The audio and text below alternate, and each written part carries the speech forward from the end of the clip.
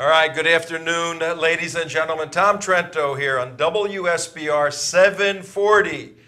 740 a.m. on your dial. Yes, we have moved from 1470, which we were on for a year and a half, over 600 programming hours. We moved to the other side of the shop. Same company, different signal, WSBR 740 every single day at 4 o'clock Eastern Time in the afternoon. But there's many ways to listen or watch. As you know, we actually produce a television show simulcasted on the radio. If you want to watch this amazing extravaganza every day, you can do that at our website, www.theunitedwest.org, theunitedwest.org, or you can listen on iHeartRadio.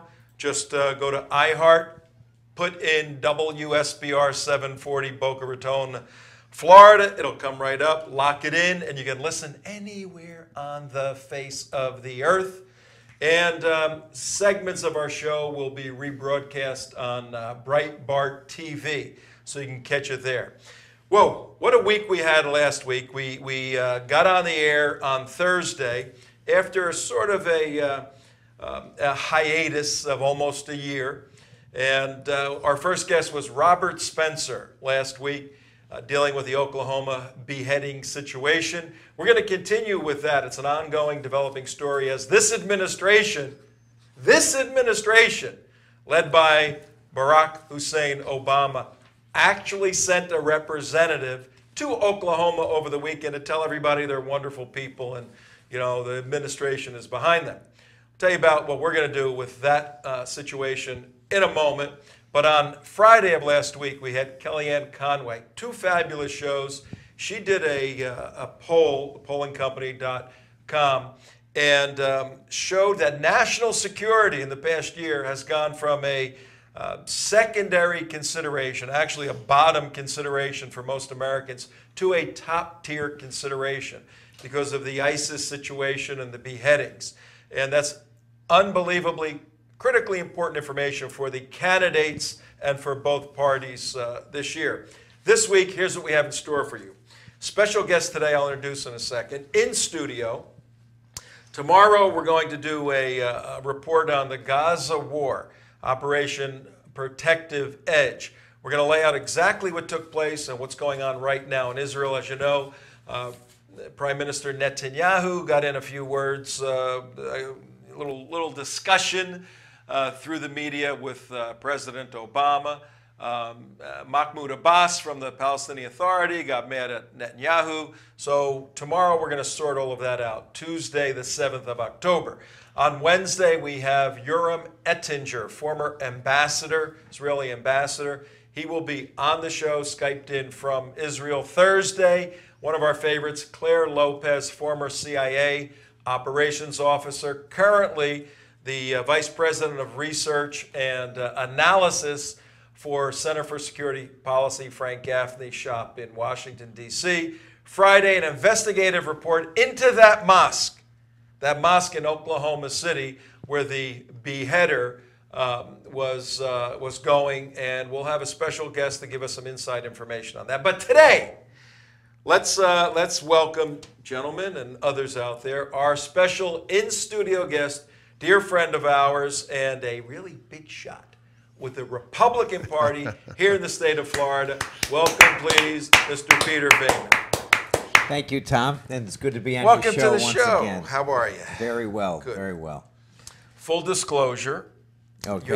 you're my mouthpiece on occasion. All right. For the organization, That's right? correct. That's correct. And we've had situations in the past where the United West or Florida Security Council had to either defend itself or to litigate, and you have served admirably. I have been your litigation counsel. Yes, that's correct. And, in the early days of the Florida Security Council, you graciously let us use your office and the most beautiful conference room I think I've ever been in a long time. About 40 people sitting around a big table. It was great. Helped us get going in those early days. It might have been a little too beautiful. That law firm went out of business. Went out of business. Yeah. But you have survived, and from what I understand, you have your own firm now. I have my own firm right here, right in Boynton Beach. Little commercial right there. Okay. Go ahead. What do you do? Peter M. Feaman, PA, Boynton Beach, Florida. I do government relations, of course, probate and trust litigation, and contract and business litigation. And in your spare time, you're an author. Yes, I am. You wrote a few years back, Wake Up America, a book trying to wake people up to the Islamic caliphate, Islamic jihad, all of that stuff, which was sort of pie in the sky Hollywood stuff a few years ago. Correct. And now it's front page news. And then your second book, because why? Why'd you write a second book? Well, my first book, Wake Up America, Yeah. not enough people woke up, Not enough Tom. people, So I said I better write a sequel. So I wrote a sequel called The Next Nightmare, which details how political correctness will destroy America if we don't change things. And it's got a foreword by Alan West. I see it right there. Forward by Congressman Alan West. Good read, kind of read you can do, I don't know, when you're in the bathroom or That's on correct. the plane or whatever. It's not meant to be quick. War and Peace. It's No. meant to be a primer on what's going on and how we can keep America safe. How political correctness will destroy America. Tom Trento here with Peter Feaman at, let me see, I have a new clock. Let me see if I can figure this out. I have to go through my codes and everything. At 4:10 in the afternoon. How's Correct. that? Actually, Correct. 4:10, 28 and something hundredths of a second. That's correct. So we are so precise here at WSBR 740 AM. The weather today, anybody know the weather? Because look, people are listening as they're driving around. And on AM radio, they're used to at least knowing the weather. But It is sunny Boca Raton. It's hot, Tom. But if they looked out their window of their car, It's hot and it's going to rain. figure that out It's too. another beautiful day in paradise. Another beautiful let's It's just hot, say it's going to that. rain. Well, Peter, we want to accomplish several objectives with you today. Okay. One of which is figuring this political correctness out. But you distributed a piece put together by Reince Priebus. Reince Priebus. Now Correct. who is he? Reince Priebus is the chairman of the Republican National Committee. So Reince leads all Republicans on the grassroots level throughout the United States. That's his job. And you are privileged to be the elected official for the Republican National Committee serving in the state of Florida. Correct. Each state sends 3 representatives or delegates or committeemen to the Republican National Committee. So I'm one of the 3. All right, so there's a man. Is there a woman too? Yes, Sharon Day, Okay. who also serves as the RNC, Republican National Committee co-chair. So Florida is very well represented up in Washington at the RNC. Now, who's the third person? Our chairman of our party, Leslie Dewar, is currently the Florida Republican Party chair. All right, now each state, so that we get this administrative structure proper, each state sends 3 people. Correct. So So- there's 150. And how often do you go to D.C.? We have quarterly meetings at a minimum. So 150 Republicans from around the country getting together in Washington, blowing out Right. somebody's credit card up there, and trying to do what? What do you actually do when you go up there? At first, I must take issue with blowing out somebody's credit card. Okay.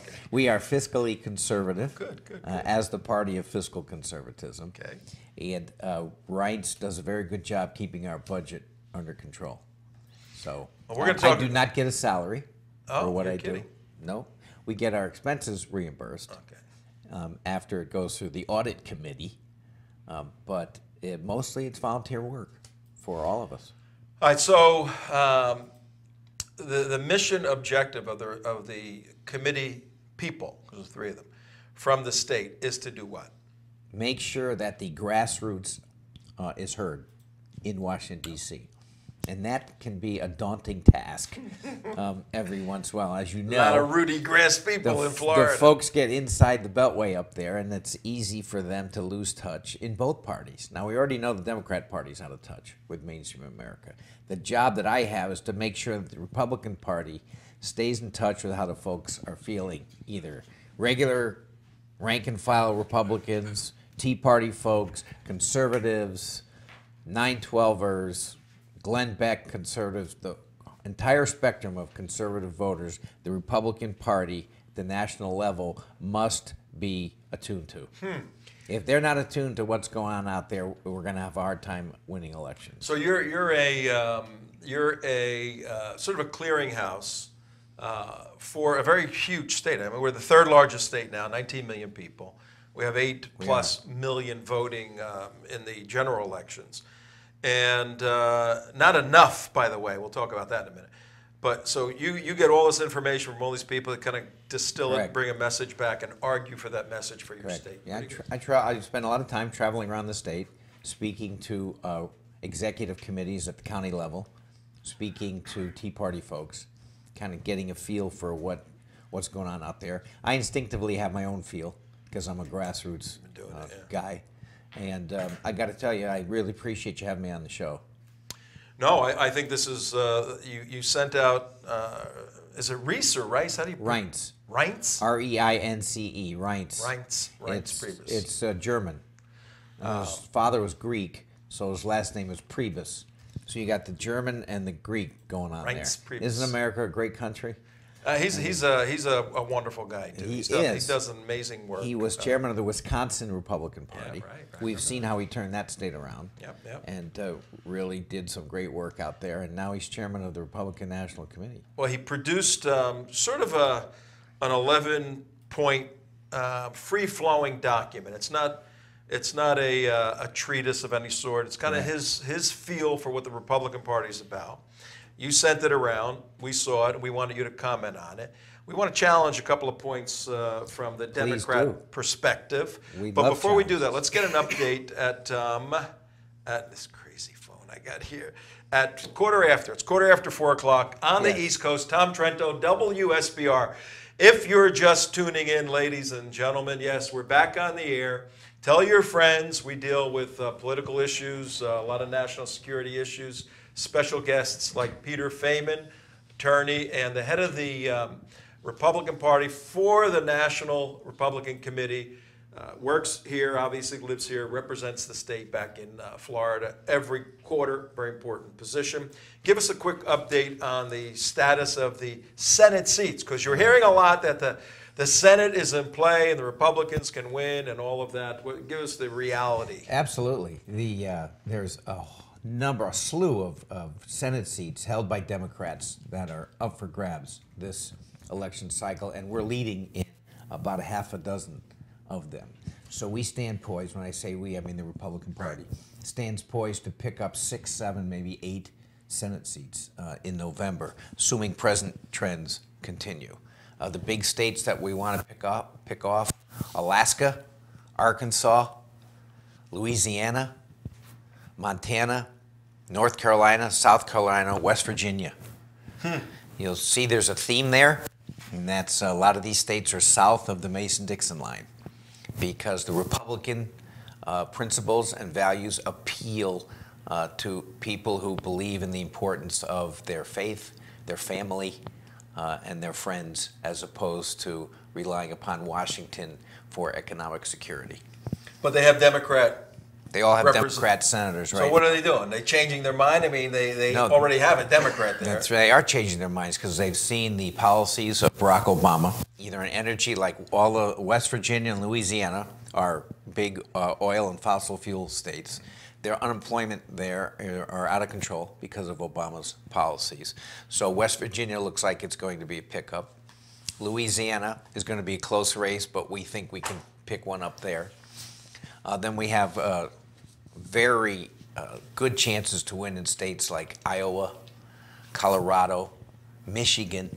Wow. All states that are in play because of the failed policies of the Obama administration.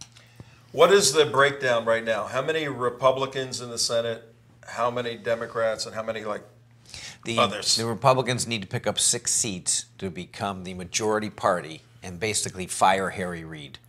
I would say to people around the country, if you're tired of Harry Reid not hearing any bills that come over to his chamber from the House, if you're tired of Harry Reid being a mouthpiece for Barack Obama and his failed policies, then those states where there are Senate races, you need to vote for the Republican and fire Harry Reid so we can have truly representative government. I don't know how he got elected by his party in the first place. He got elected 4 years ago under circumstances where there were allegations of voter fraud, where allegations that the unions had stepped in and obtained some votes that maybe they shouldn't have. But we have a chance now to fire him.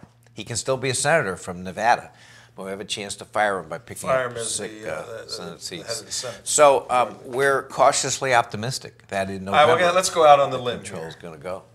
1, 2, 3, 4, 5, 6, 7, 8, 9, 10, 11, 12, 13. How many, Peter Feaman, on the 6th of October, here in Florida, 20 minutes after 4 o'clock, are the Republicans going to win? 7. Ooh, write that down, folks. 7. Got And it. 6 is what's needed? 6 is what's needed from the Democrats to the Republican column. For the switch. For the switch, and I'm predicting 7. All right, so let's say we have a midterm cataclysmic shift and the Republicans win control of the Senate. Is that going to inflame the sensibilities of President Obama's commitment to playing golf on a regular basis and cause him to use his executive capabilities more so than he does now? Here's what it's going to do. It's going to expose President Obama, because right now all of the bills that have passed out of the House to undo parts of Obamacare, for example, to put patients back in control of their health care, to allow health savings accounts, to allow the private sector to have more of an input rather than the government telling you who your doctor should be. All those bills have been passed out of the House, and they're bottled up in the Senate without even the debate. So Obama's had a buffer between what the House has been doing for the American people, and that buffer is Harry Reid. With Harry Reid gone, that buffer goes away, and now the House and the Senate will pass bills to benefit working men and women all over this country, and Obama's going to have to deal with it. He's either going to have to veto it and explain why that bill, what would put people to work, Keystone Pipeline, energy industry, free markets, back in the lending business. You know how hard it is for average people now to get loans? Right now, really? Do that. So Obama loses his shield, and he will be exposed. So it would be a very interesting 2 years for him to explain to the American people why he wants to put the coal industry out of business, why he won't approve the Keystone Pipeline. You gotta stay over here. Okay. In our studio, you have to stay closer to me. Okay. We So, like it. We love it. very good. All right, well, here's So an that's issue. what's going on. But we haven't talked about what Reince Priebus did last No, we're going to do that in a week, and second. I want to get but, to that. But here's where the average voter, and here's where someone who may not be an activist, not a Tea Party, person, or even an activist in the Republican Party as a Republican, Right. They get disillusioned because they go, you just said you want to put people back to work. If you ask any Democrat politician, he says, we want to put people back to work. Right. If you read the Democrat platform, like I have right here, it says they want to put people back to work. Of course. Everybody wants to put people back to work. Where is the disconnect, and where is the systemic or substantive differences between what that statement means by you, a Republican leader, and by Harry Reid, a Democrat leader? That's a great question. The Democrats think they can put people back to work by the government taking more money from hardworking Americans and then creating jobs. The government can't create jobs. You can't put people back to work by taking money from people and then creating a jobs program. It's temporary, and it's a false premise that a government organization, a government agency can create a job. They can get somebody to work for a short period of time, but they're still taking money from the private sector and giving it out in a public works type environment. It doesn't work. Roosevelt tried it. It didn't work. What the Republicans understand, Tom, is that it's small business that drives job creation in the United States, always has, and by encouraging small business to get to work, by encouraging the Keystone Pipeline to be built, by getting the regulations out of the EPA that are killing the coal industry, the car industry, by restoring the banking industry back to the free market. We'll put people back to work. So the Democrats say, yes, they want to put people back to work, but their policies historically are 60 years behind. They're Okay. still trying to use the same old thing. Roosevelt tried it, didn't work. Well, and my experience has been whenever the next generation comes and the intellectual elite on the leftist side come to fruition, some sort of maturity, They believe they can do better than Roosevelt did, and the fundamental structure of government creating jobs is not flawed. The left will argue that's the best way. The government creates jobs better than small business. And the reason why it's failed, Mr. Peter Feaman, isn't because it's a bad idea. It wasn't executed properly. We now have Barack Obama, who walks on water, and he can execute anything, even from the ninth hole. Now we can get it done. He can execute it just like he executed the rollout of Obamacare. But hey, here's the deal. We have history on our side. Well, what do you mean we have history on our side? Well, when we had the 1980s, we had the biggest economic expansion in the history of the United States under Ronald Reagan. So we have the facts and we have history to back us up as to whose principles actually work and whose principle empower government instead of empowering people. That's what Reince talked about last week. That was the trickle all over the place theory, right? The trickle down theory that Democrats laugh at nowadays. All right, I got somebody jumping around back there. Yes, sir, you have a question. I believe the Democrats have fixed the job problem. The last unemployment number came out at 5.9%, remarkably only a month and a half before the election. Or a month before the election. You know, first of all, we do want to give credit for the American people. They are industrious, and in spite of the policies of Obama, unemployment has gone down. What we would contend with, we would have gotten there 2 years ago as to where we are today if we could get Obama's government out of the way of the private sector. Well, what I was referencing is also 2 years ago, the unemployment numbers remarkably dipped right before the election and then popped back up as well. Right. And there seems to be some fudging of the numbers pre-election. The Department of Labor can jiggle the numbers to make things look or appear as they aren't. I think if I do a lot of traveling around, I don't play golf anymore, unlike some other folks who are in public office. And when I travel, I see firsthand and I speak to people firsthand, and I see that we're not back by any stretch of the imagination. And the new jobs that people have, sure, you can say unemployment goes down. It's a lower paying job. It's part-time. It's not the hours they used to work. And so it's a false recovery, if you will, when you hear those kind of numbers. As well as the labor participation rate is the lowest it's ever been since it's been recorded. Right. There's still millions of people that have simply given up.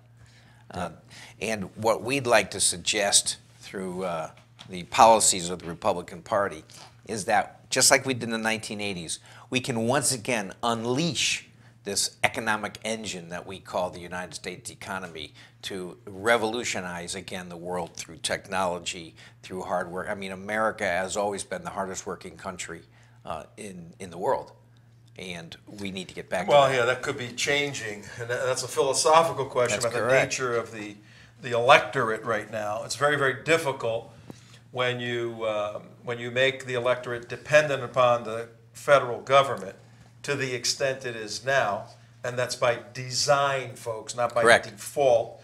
It's very difficult when somebody becomes dependent upon drugs to break that cycle. It's very difficult when you become dependent upon coffee. It's very difficult when you become dependent upon some sort of subsidy, somehow, some way you get from the government to say, you know, America used to work hard. I've got to go work hard to make America great. That's a human nature issue that needs to be addressed. Right. That's for another show but right you know, now. Human nature can be nudged in directions by government policies. Right now, we have an administration for the last 6 years, that has emphasized dependence. You should rely on the government to take care of you. The Republican principles want to not create dependency, they want to create empowerment. They want individuals to be all that God created them to be. And you're mean-spirited, Peter Feaman. When you take something away from someone that Barack Obama has given a gift to, you know, one of the 99 weeks, or whatever the thing is, you're the mean-spirited Republican, white Republican, racist. That's what you are. We'd say it's more compassionate to encourage people to achieve the greatness that God called them to, because God's called everybody to be great. Well, let's see what God has called Reince to with the document you have. You know, I'm glad you mention that. And we're Let me at 28 first, minutes after. 4:28. I'm looking at my new clock. Okay, the showers I don't think have come in yet. For No, the we're good. afternoon, so it's good. There has been, and this is a result in large part from people like me all over the country who have said to Reince, we need a unified message. You turn on Face the Nation or you turn on Meet the Depressed on Sunday morning. Oh, no. Meet the Depressed. That's pretty good. You turn on Meet the Depressed, and you get one message from John McCain. You get a different message from John Boehner, a third message from Mitch McConnell. So we went to Reince and we said we have to develop a message, a single message with different points that appeal to the American people. And he's come up with 11 points, and I think they are spot on because you know what the first thing he talks about? And this should appeal to all of the folks out there who see that our Constitution is no longer even considered by this present administration. So the number one point, Tom, the Constitution. We must be a nation of laws, not a nation of men. So we have to get back to the Constitution as being the supreme law of the land. And that acknowledges, that begins with our Declaration of Independence, which is not the Constitution, but it was the forerunner of. And it says this, we're all... Why don't you read the first couple sentences he wrote there? They're really pretty, Principle number one, our Constitution should be preserved, valued, and honored. Our rights do not come from government, as the Declaration says, meaning the Declaration of Independence. They are rights endowed by our Creator. Right. And that's what separates America from the rest of the world and has for the last 250 years. Because for the first time we established a form of government that says our rights don't come from a pharaoh Right. or a dictator or a king or a monarch. Our rights come from Almighty God. And that's the beginning of freedom. Because if God bestows our rights, then no man, woman can take them away simply because that person is vested with certain powers from the government. That's the starting point. Indeed, it's really the ending point. But this is where we wanted to start. The supremacy of our Constitution as the beginning of American exceptionalism. And that brings up a good point, Peter, is when we go to that is the essence of why we are a republic, is our Constitution. Correct. Otherwise, we're a democracy, and the Democrats, a la democracy, Democrats, democracy, Republicans, republic. Correct. That is the main primary difference between our two ideologies. A democracy Correct. is two wolves and a sheep voting on what's for dinner. In a republic, That's that good. says you can't eat sheep. Correct. That is the basic core difference between when we say, I pledge allegiance to the republic. We are a republic. We are not a democracy. A Correct. democracy is, in essence, designed to fail. And that's why it's the Democrat Party, not the Democratic Party. Right. Yeah. Which is also very important. But this, we're going to give an overview today, and we'll Okay. maybe do further shows where we dive deeply into this material. But this presupposes a certain level of maturity, sophistication, and intelligence in the electorate. And we can walk out here right now, go within 1 mile, and stop somebody and say, "Are your rights derived from the government or from God?" And I bet you 70% of the people say the government. That's of correct. course, the government. That's correct. So I mean, this thing is upside down, and the Democrats, our experience over the years, thrive and exploit that ignorance to tell that person, "You're right. We will fight for your rights. Just keep voting for us, and we will fight for your rights in Washington, D.C., because that's where they come from." Correct. What's point number 2, Peter? Point number 2 is very well said as well by Reince. He said, we need to start growing America's economy instead of Washington's economy. Now, what does that mean? It means when the economy of Washington grows, i.e. when government grows, when bureaucracy grows, that stands in the way of the growth of the rest of the economy.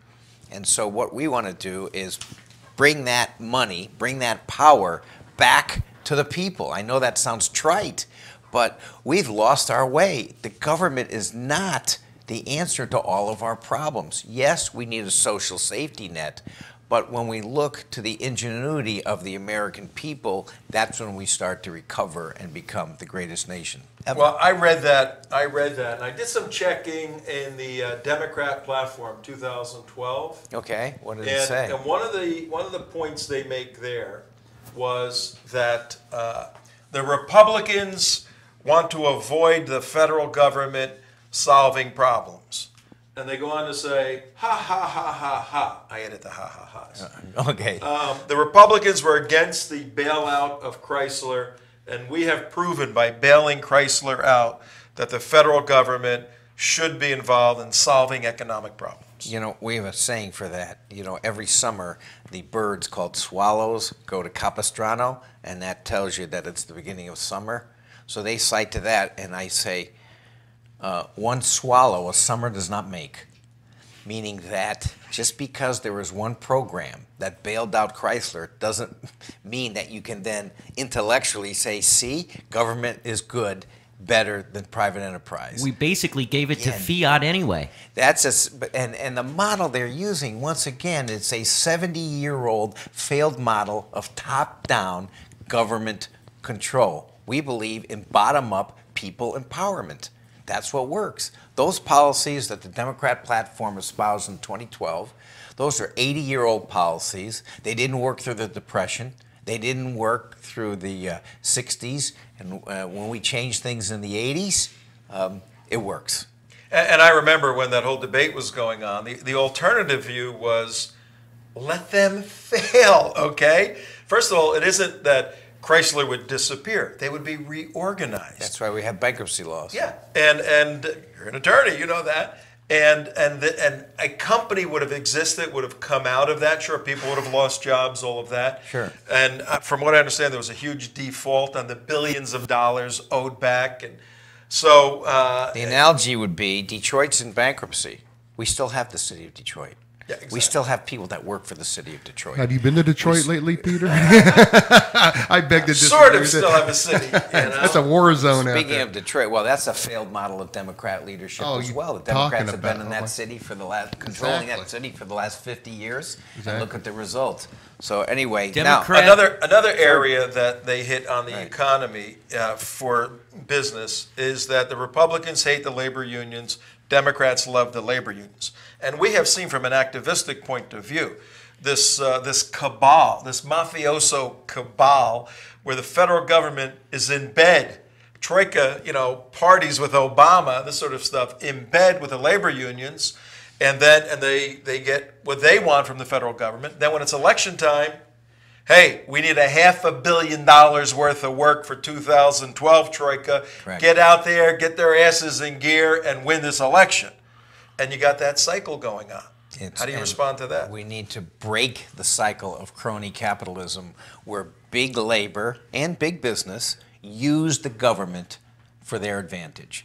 It crowds out the little guy. It causes the little guy to get discouraged, the regular gal, and we need to end crony capitalism. It's at its worst since the election of Barack Obama, where they choose the winners and the losers instead of the free market. Again, 80-year-old model that's failed in the past and is failing now. One more point on the economy.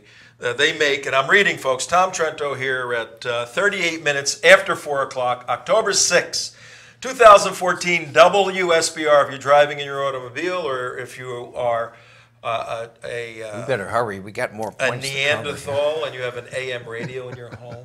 He's running the show now. You're running my show. No, but there's a lot of good stuff to talk about that the Republicans are doing. We can do part two. That the American people, That's because I know good your stuff. show goes out to millions. Millions the and millions American and millions. people need to hear that this is not their grandfather's Republican Party. Well, the Obama doctrine here, 2012, said they were going to be the most transparent on economic issues. Transparency was a fait accompli for the administration. What's happened with that? Transparency? This has been the most secretive administration since Richard Nixon, or worse. Richard Nixon be jealous. They've used the IRS to attack people that disagree with them politically. They've used the Environmental Protection Agency to put businesses out of work that they disagree with politically. They've used the Department of Commerce to go after businesses that they've seen have donated to the Republican Party. These people have used every lever of government to attack their enemies, and that's not only un-American, that is criminal. It should be criminal, yeah, That's what exactly. dictators They made do.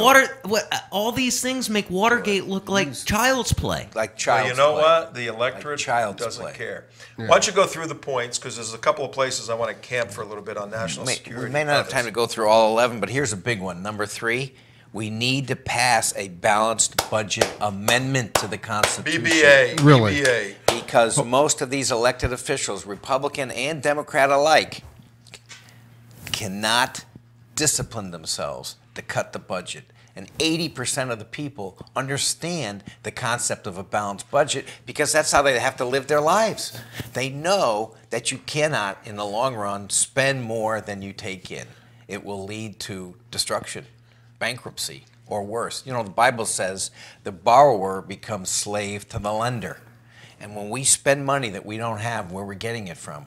We're borrowing it from others, China for one, and we'll become slaves to that lender. Is that what we really want? How come the Republicans didn't have pass a balanced budget amendment? We did.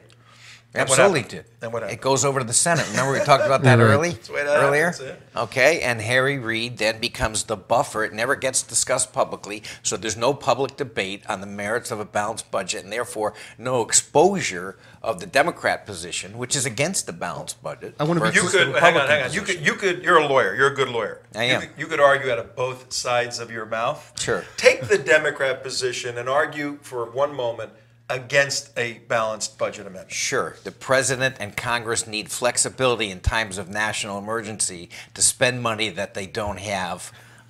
Let's use Pearl Harbor as an example. We were suddenly attacked. We needed to go to war immediately to fight Nazi fascism and Japanese imperialism. If we were restricted by a balanced budget, we might not have been able to gear up like we did.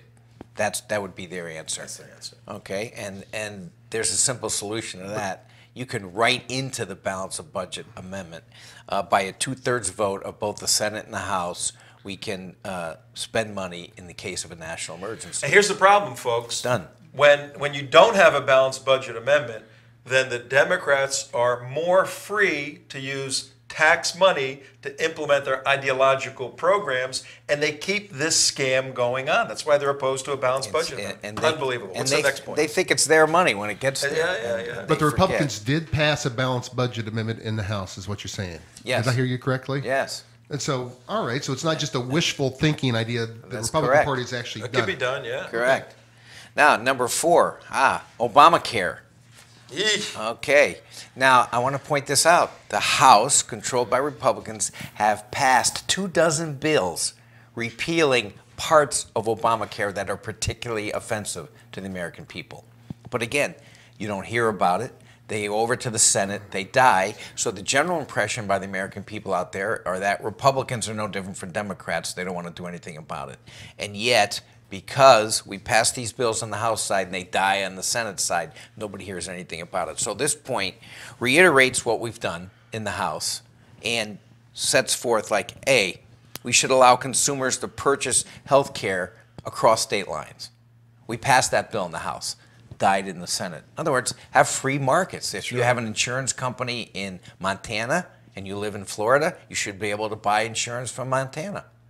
Insurance company, number 1. Number 2, we should allow small businesses to pool together to negotiate more favorable rates for risk sharing. Like, for example, General Motors has a lot of employees. They can get a good rate. Well, let's set up a system where small businesses can get together, 2 or 3 together, different businesses. then have the same business clout Sure. as a big company. Number 3, stop frivolous lawsuits. Tort reform. Number 4, I'm an attorney, I'll go over that one quickly. Number 4, The largest donors to the Democratic Party. expand health savings accounts, which means that you get a tax deduction dollar for every dollar you put away for your own medical expenses to encourage you to be responsible for your own health care. Yeah, sure. Okay, people put away for their car insurance, people put away for their homeowners insurance, renters insurance. Well, why can't we do that for our health insurance as well? Because it's our right. Healthcare is our right. The government has to give me healthcare. Right. Now, how about protecting prices for individuals with pre-existing conditions who maintain continuous coverage? So all of a sudden, the insurance company can't come in, despite a track record, a good track record by that insurance buyer, and say, oh, we just discovered you have a pre-existing condition, your rates are going up by 100%. We can protect those people. See, this is exasperating to hear that, and those of us who do this kind of work understand this. The average American doesn't, that the Republican House is trying to overcome the Obama onslaught, Obamacare onslaught. Correct. Just the other day, one of Obama's hacks was on laughing, saying, do you see, the Republicans realize now that Obamacare is working. Somebody made the comment, Van Jones, yesterday, that now that 7 or 8 more million people, which is a lie, there aren't that many, 7 or 8 more million people have health coverage. Now they can be protected from Ebola. That's what he said yesterday. Seriously? But Seriously, people Mr. hear Jones? that. The low information voters on the Democrat side hear that. That's disgraceful. It's That's disgraceful. fear-mongering. Well, Obama came on Steve Croft of 60 Minutes and said, Obamacare is working great. It's fantastic. Everybody has health coverage now. that, yeah. And everybody's believing it. And not everybody, as I said, there's a good chance that the Democrats are going to lose 6 or 7 seats in the United States. But every one of those points I mentioned, Tom, have been bills that have been passed out of the House, sent over to the Senate, and die in the Senate. That's exactly. Okay? Wow. So we I did have not know that. acted responsibly as a Republican Party. I did not know that. Unfortunately, the mainstream media will not report that because of their political bias. Right. It's that counter exists. to their narrative. And You that- know, with No, I did not know this socialist stuff that agenda. he's talking about. So here we are. It's 4:45, so we better How keep do you going. know that? You can see my clock. It's pretty He's good. a lawyer. He's a lawyer. Mr. Trento. He gets paid by the minute. I am the Republican National Committee. Oh, that's right. You can tell time. You can Okay. tell time. All right. Can you go find number 5 on your list? Yes, What is veterans. Our veterans have earned our respect and gratitude. No veteran should have to wait in line for months or years just to see a doctor. Yeah. We can That's change that. That's just crazy. That if is we so make it easy a to priority. fix. If we make it a priority. Number 6, and you mentioned this, Tom, and this is right up your alley. The first priority of our federal government, to keep us safe. America requires a strong military, energy independence, and secure borders. Yeah, and this obviously is an issue very dear to our hearts, all our national security. The guys have a piece from the 2012 Democrat platform. Right. And is it ready to go up? I want you to take a look at this Yeah, and give a second. comment at it. I can read it right here. On which topic? The Iraq War that President Obama Got it. has. Okay, we got it right here. Watch this, Peter. Let's see if. There we go. Hold on, you gonna make it full screen? All right, what we're doing right now, folks, at 47 minutes after 4 o'clock on a beautiful October 6th afternoon in sunny South Florida. The weather is 90 degrees and it's just breezy and cool, and all the tourists are starting to come down. I'm with Peter Feaman, attorney and National Committeeman for the Republican Party to the RNC, Republican National Committee in Washington, D.C. We're going over 11 points that Reince Priebus put together.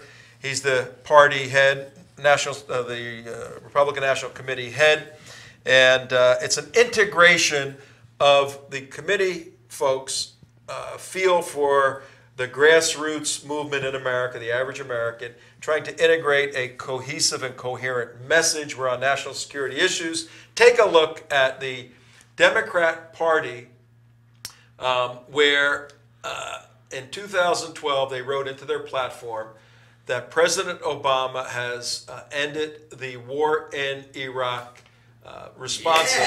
Congratulations. I'm going to read a little How's bit that of this. working out for I'm him? going to read a little. Wait until you hear the language. Now, remember, this was used against Mitt Romney Correct. in 2012, and can one of you guys read it? I I got can't it. find it. Yeah, go ahead.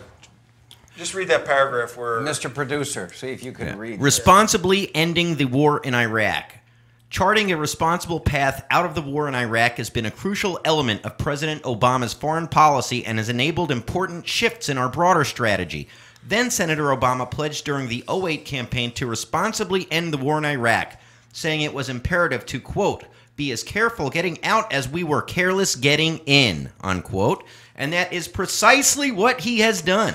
For over half a decade, our focus on Iraq meant we had taken our eye off of al-Qaeda, and it had cost us thousands of lives, $1 trillion, and severely strained our key alliances. Seriously?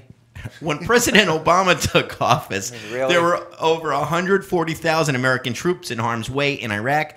Today, all of those forces are out of Iraq. Yeah, and there are really. no American bases there either. No. The Keep Iraqi going, keep people, going. Listen. the Go ahead. Iraqi people, worse. in continued partnership with the U.S., now have the opportunity to build a better future. After taking office, President Obama removed our combat brigades and ended our combat mission on a 19-month timetable. And after an interim period in which we continued to advise Iraqis and conduct counterterrorism operations, we completed the drawdown of all U.S. troops last December. Hold it there. Cut to us now. I want the audience to see our astonished look as you read the next few sentences. Listen to this now. This decision was reached after extensive discussions with the full agreement of the Iraqi government, and it was determined to be in the best interest of both nations. Watch. Many Republicans, including Mitt Romney, would have preferred to leave tens of thousands of U.S. troops in Iraq and an open-ended commitment against the will of the Iraqi government and people. You know, that's amazing because somehow we have tens of thousands of troops in Korea because it's in our best interest to fight communists who want to destroy our way of life. But suddenly when it comes to the Islamists, somehow fighting them that want to... Let me just read what Reince said about that. Go ahead. This is very good. With ISIS, we face an enemy who wants Americans dead and our way of life destroyed. Right. We need leaders who will defeat terrorism, not manage it. We need leaders who will act decisively, not downplay the threat as JV. We need leaders who will take responsibility, not blame the intelligence community. Bam. Boom. He has really thrown the intelligence community under the bus repeatedly in this last 30 days. We have to do a show on that statement where they mockingly, this is not an editorial. This is the Democrat platform, the same platform that threw God out and said no Jerusalem. Right. They said, Mitt Romney would leave thousands of troops in there. Oh, the 80s called. They want their foreign policy back. What a systemic failure by the Democrats. And if you, I don't understand how people vote for Democrats. They want their foreign policy back. We want our citizens with their heads back. Yeah. Excuse me. Exactly. But we'll take that. Now, what is it, 4:51? It's 4:52, So, Peter. You got about 4 minutes. Can I move on a little Yeah, bit we'll, here? we'll, Okay. we'll, All right. Because this is very important. I'm going to We'll jump have ahead. you back to go into this more All right. deeply. I'm going to jump ahead to number 9, if Okay, I number can. 9, I got it here. All right. Just Principle 9. mention the other two real quick. Yeah, go. Number 7 7. and 8. Let's move education. Okay. Every child should have an equal opportunity to get a great education. No parent should be forced to send their child to a failing school. Amen. That's school choice, a Right. direct shot at the teachers union that actually oppose parents who want to send their kids to a school that works. Incomprehensible. Okay, and then number 8, the best anti-poverty program is a strong family and a good job. So our focus should be on getting people out of poverty by lifting up all people and helping them find work, not to create further dependency on the federal government. Okay. And then number 9, which I know for a lot of your listeners could be the most important thing. I know it's an important thing for me, Tom. this is key. Principle 9, our country should value the traditions of family, life, religious liberty, and hard work. And therein, I think, lies the main difference between the Democrat philosophy of government and the Republican philosophy of government. The Republican philosophy of government valued the traditions of family, life, religious liberty, and hard work. It served this country well for 250 years. Now's not the time, even though we have for the last 6 years. Now is not the time to abandon those time-honored traditions and principles. We will become a great nation once again when we do restore the time-honored values of family, hard work, life, and the commitment that we are in a community to help each other, not to rely upon the government. Our motto of this country, in God we trust. The statement on all of our money, in God we trust. There's nothing wrong with that. It should be reaffirmed because as we started out this show, all our rights come from God. Let's end the show and say, with God, we can do all things. Apart from the Judeo-Christian God, we can do nothing. Good afternoon. Thank you for having me. Let's pass the hat around, Peter, Okay. and take a collection. That's it. That was number 9. We want to bring you back to do a show on. Oh, because we that. got 2 important ones to go, We got and two. so I'll have We to got a come little bit of back. time. We got a little bit of time. No, I mean, I want to camp out Yeah. on number 9. Okay. I think I'm in the Protestant tradition of the Christian world. You come out of the Catholic Correct. tradition of the Christian world. Correct. And I think we have a culture in crisis. Correct. It's a crisis of morality and spirituality. Correct. If a person's heart is right, you don't need laws.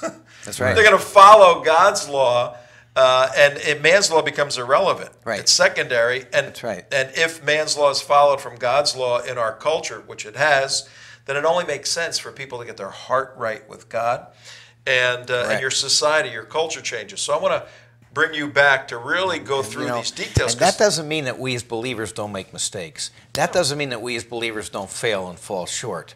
But the whole point is that God's the one that picks us up, dusts us off, and turns us around, not government. Yeah, and I want to raise the tough issues. Is it a good thing or bad thing for a civilization, in fact, a country, to codify abortion into its principles and practices? Is that good for a culture or bad? We have enough data now to make analytical, empirical decisions and conclusions based upon that.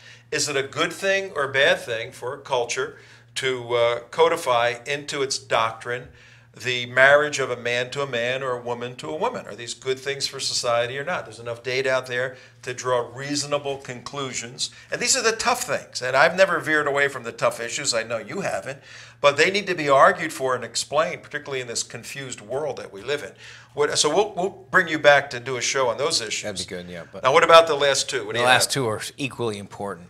Okay, we should make America energy independent. Oh, yes, absolutely. By encouraging investment in domestic energy, lowering prices, and creating jobs at home. Because of technology advances, for the first time in our history, we have the opportunity to become like Saudi Arabia, an exporter of energy, an exporter of natural gas, completely independent, no longer dependent upon the radicals giving them our money so that they can train terrorists to come over here and try to destroy us. We can become energy independent if we just get together. I would advocate a Manhattan Project in the same way that we got together, created the atomic bomb to end World War II.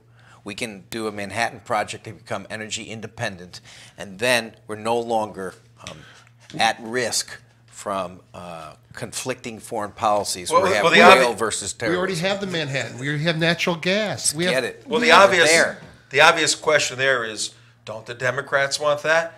Cliffhanger. We'll do that on another show. But what's number 11? The Number last 11 thing. is number 1 for many, many people. What We is it? need an immigration system that secures our borders, upholds the law, and boosts our economy. Next sentence. Border security must come first.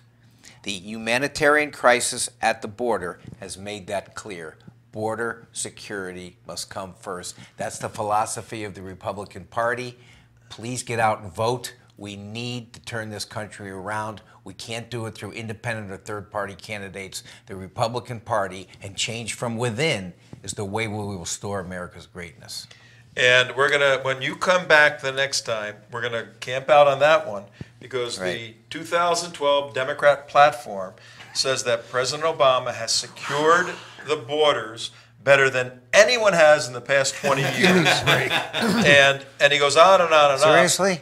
Yeah. Seriously. Seriously. It's amazing. It's in the platform. And then he goes on and on and on and says, and we need to bring all the folks living in the shadows out into the light of America. That means vote Democrat. That's what code. we're about. That's code.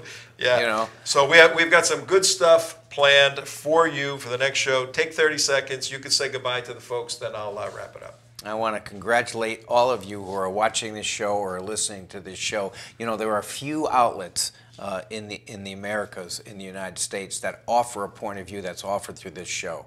Congratulations to you for taking the time and listening to these points. Even if you don't agree with all of them, it's okay. Just that you want to expose your mind to this level of thought, which you won't get from the mainstream media, you won't get from your standard media outlet. So congratulations to all the viewers and all the listeners. Stay informed, vote, get your friends to vote. The country depends on you. Thanks. And Peter here is a Republican, as I am. He's the committeeman for the state of Florida. But any Democrat official in the world has an open invitation to sit right here. Where's the two-shot? You can take Peter's place, sit right here across from me. We can discuss your platform, your views right here. May not be as right there amicable. Get Debbie on. Florida, right Debbie there. Wasserman Schultz is invited. Yeah. Any and every Democrat is invited to come on this show, an official, not just some nitwit from, hey, I want to go on that show, you know. Maybe we'll bring you guys in. Or no, they are the elected officials. Same person, Tom. But we're here to discuss and debate these ideas. That's in a civilized society, how you move forward. Thank you, ladies and gentlemen. We got to go right now. See you tomorrow with a look at Operation Protective Edge, exactly what's taking place in Israel right now. Bye-bye.